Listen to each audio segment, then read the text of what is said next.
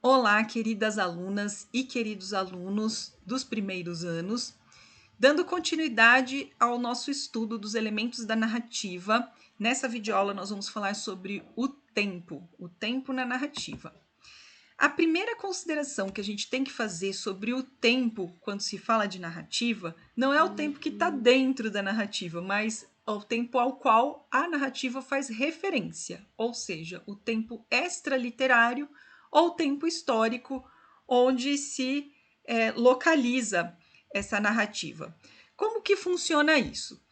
Bom, vamos pensar assim: o escritor da atualidade, desse presente, ele pode escrever, né, pode contar uma história que seja uma representação da sua própria época. Então, hoje, nós que estamos aqui no século XXI, vamos supor que escreveremos uma história retratando a nossa própria época. Mas também eu, se sou escritora, agora no século XXI, posso contar uma história que tenha passado séculos atrás, né? Então, que seja uma história do passado. Mas também eu posso, de repente, fazer uma ficção científica e contar uma história que seja do futuro, né? Narrando eventos do futuro. Lá em 2064 aconteceu tal coisa, né? Então, essa é a primeira coisa importante, né? Que a gente tem que pensar se o escritor, quando ele escreveu, ele representou a sua própria época, uma época passada ou uma época do futuro. Considerado isso, a gente tem que pensar também qual que é a distância de nós, leitores, para aquela época representada. Então, vamos dizer que hoje, quando a gente lê um autor da modernidade, né, então, se a gente lê, por exemplo, o Itamar Vieira Júnior, né, que está escrevendo sobre agora, nós somos do presente daquela narrativa. Mas quando nós lemos um texto de Aloysio Azevedo, de José de Alencar, de Machado de Assis, que são escritores do século XIX, nós estamos vendo a representação que eles fizeram lá do presente deles, que hoje para nós é passado. Então a gente sempre tem que fazer esse cálculo da época. Né? Um romance histórico, por exemplo, né? Vou dar o exemplo de Ana Miranda, escrevendo Boca do Inferno. Boca do Inferno é um livro que conta a história de Gregório de Matos, né? Que é um poeta que viveu lá no século XVII. Ana Miranda é uma escritora atual. Esse livro que ela escreveu, chamado Boca do Inferno, foi publicado em 1989, mas ela estava contando, né, histórias lá do passado. Então é passado para ela e é passado para nós, e sempre vai ser passado. Agora, na ficção científica, pode ter do futuro, né? Então, por exemplo, um livro muito famoso chamado 1984, né, de George Orwell, ele escreveu sobre o futuro, 1984, para ele escreveu, acho que o livro lá nos anos 40 ou 50, né, 1940, 1950, então ele escreveu imaginando, projetando o futuro dele. Né? Então, como é que seria o futuro da sociedade? Então, hoje, para nós, a gente olha aquilo, também a gente pode entender como um futuro, mas a gente pode até ver no livro dele o que deu certo, o que ele acertou e o que ele errou. Essa localização, né, da época em que ocorre a narrativa, normalmente é marcada na própria narrativa, né? Então a narrativa diz lá, no ano de 1990, né? Ou atualmente, ou numa tarde de verão do ano 2064. Né? Então, muitas vezes isso é identificado dentro da própria narrativa. Quando não tem um ano explícito, uma época explícita, a gente pode inferir que a época é a do presente do autor. Bom, agora vamos falar do tempo dentro da narrativa, do tempo que é marcado, né, dos eventos dentro do próprio texto, né, da história que é contada. Bom, o tempo narrativo ele vai ditar esse ritmo da narrativa e a ordem em que as ações são apresentadas para o leitor.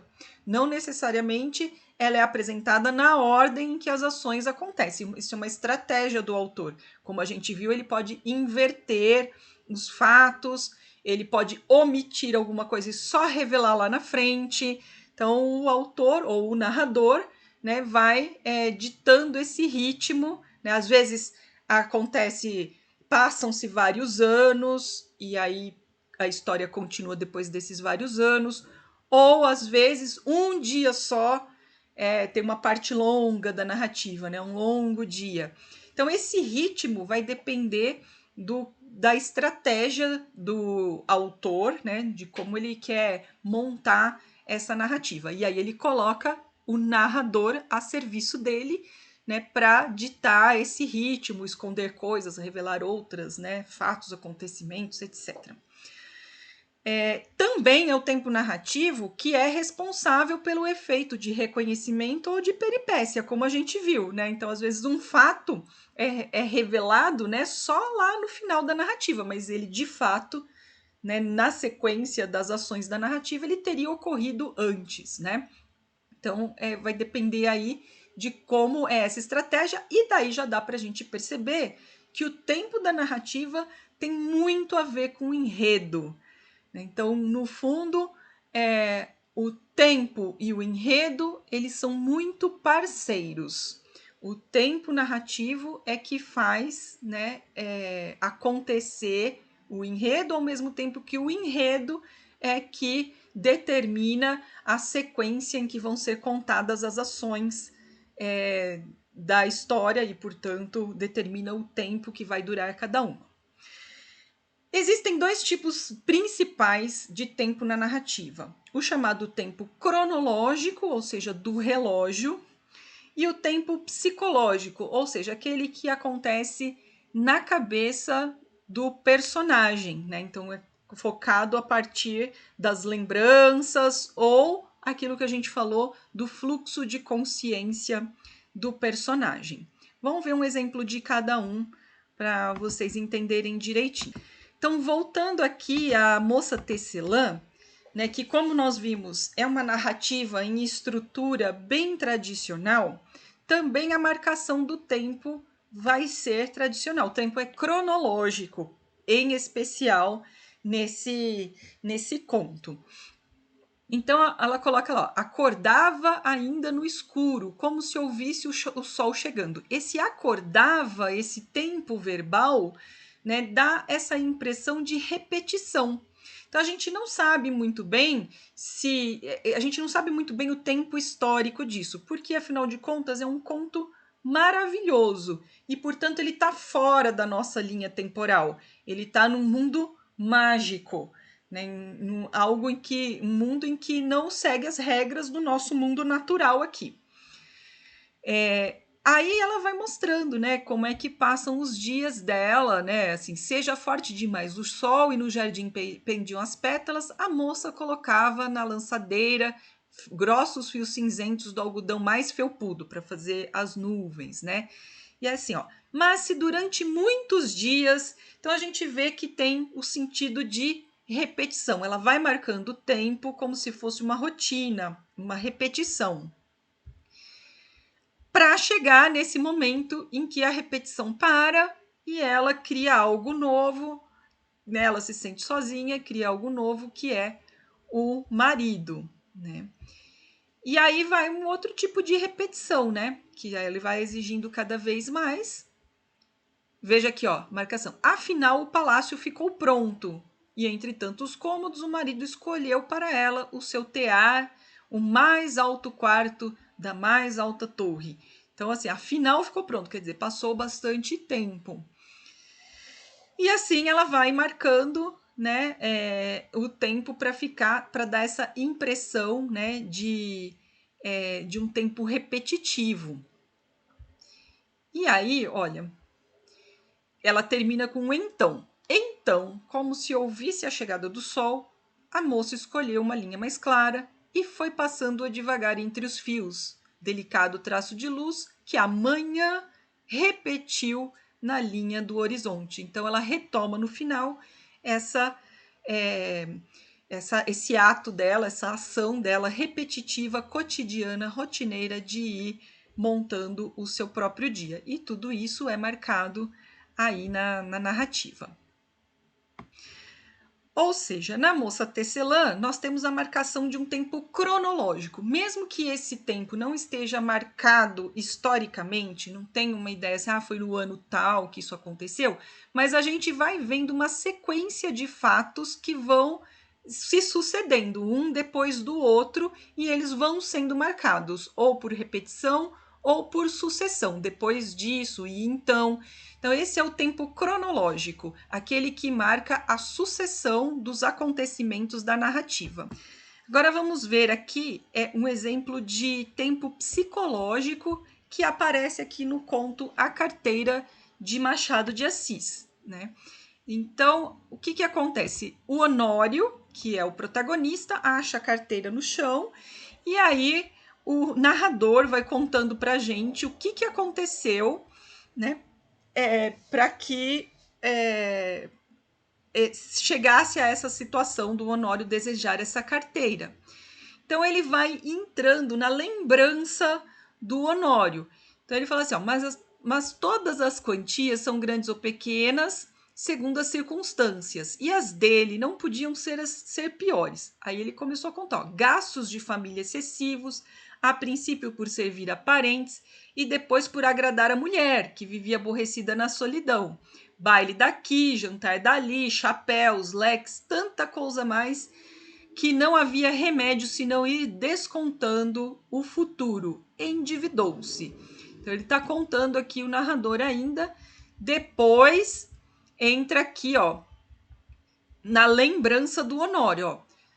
Tu agora vais bem, não? Dizia-lhe ultimamente o Gustavo C., advogado e familiar da casa. Agora vou, mentiu o Honório. Então o Honório está lembrando dessa conversa que ele teve com um amigo. A verdade é que ia mal. Poucas causas de pequena monta e constituintes remissos. Por desgraça, perdera ultimamente um processo em que fundara grandes esperanças. E aí vai. Então ele vai lembrando, né? E o narrador vai contando essas lembranças pra gente, né? Então, esse tempo aqui é o tempo da lembrança, não é o tempo da narrativa, né? Não é o tempo dos eventos da narrativa. A narrativa tá parada e aí se faz esse flashback e toda vez, ou quase todas as vezes que tem um flashback, entra na memória do personagem e isso é o tempo psicológico, ou seja, é o tempo da lembrança, o tempo da memória ou o tempo do pensamento, que não é marcado cronologicamente. Aí, quando o Machado aqui, ele marca quando termina essa digressão, né, esse momento aí de tempo psicológico da narrativa, colocando assim, ó, tudo isso antes de abrir a carteira. Então, ele lembra de tudo que aconteceu antes de abrir a carteira. Então, esse momento aqui, ó, ele retoma o tempo cronológico. Tudo isso antes de abrir a carteira. Agora, ele está marcando um evento que é do acontecimento aí da narrativa. Então, a gente tem aí uma diferença, né? Nesse conto do Machado de Assis, a gente tem o uso do tempo cronológico e o uso do tempo psicológico. Além dessa forma principal de trabalhar o tempo, cronológico ou psicológico, como nós vimos, pode ter uma mistura dos dois dentro da mesma narrativa, existem várias técnicas que ajudam a ditar esse ritmo da narrativa utilizando a marcação do tempo. Algumas dessas técnicas têm tudo a ver com as técnicas do enredo, como nós já vimos, por exemplo, o in medias res, ou seja, a história começa do meio e depois tem um flashback para dizer o que aconteceu depois. Aliás, desculpa, o que aconteceu antes. Às vezes também tem antecipações, né? Então o narrador conta alguma coisa que ainda vai acontecer, ele adianta para o leitor o que vai acontecer e depois narra os fatos até chegar àquele evento. Existe o sumário, que é aquilo que eu falei. Então, o sumário é passados 20 anos, ou seja, pega um tantão de tempo e junta numa coisa só. Daí não importa, não conta o que aconteceu nesse tempo que passou. E tem a cena. O que é a cena? É quase que a narrativa em tempo real. A cena é quando há diálogo. Então coloca os dois ou mais personagens conversando, e aí o tempo que você leva, né, é o tempo da conversa, né? Existe o escamoteamento. Que significa isso? É quando o narrador omite um tempo, omite uma parte da história que depois normalmente vai ser revelado em outro momento da narrativa. Tem a análise e o comentário, que nós já vimos, que é típico do narrador onisciente intruso, que é quando a narrativa é interrompida, então o narrador para a narrativa para fazer comentários sobre a sociedade, sobre a própria narrativa, ou faz um flashback nesse momento. E a digressão também é quando a narrativa é interrompida, o narrador para de contar os eventos da narrativa, os acontecimentos da narrativa, para ficar pensando em outra história, para contar outra coisa, né? Aí normalmente na digressão entra o fluxo da consciência. Então são várias técnicas de adiantar, de deixar a narrativa mais rápida ou de deixar a narrativa mais lenta. Tudo isso para provocar, né, essa sensação de interesse, né, do leitor. Esse ritmo é importante para que o leitor se sinta hora está passando rápido, hora está passando devagar, né? E ele possa acompanhar esses acontecimentos a partir do que o narrador determina para essa narrativa. Então, como nós vimos, o tempo, além de pensar no tempo extraliterário, tem que pensar no tempo como ele é estruturado dentro da narrativa, como ele é marcado. Se ele é marcado em tempo mesmo, dias, horas, semanas, repetições, ele é cronológico. Se ele não tem essa marcação, se é o tempo da lembrança, da memória ou do pensamento, é o tempo psicológico. E, finalmente, né, é isso.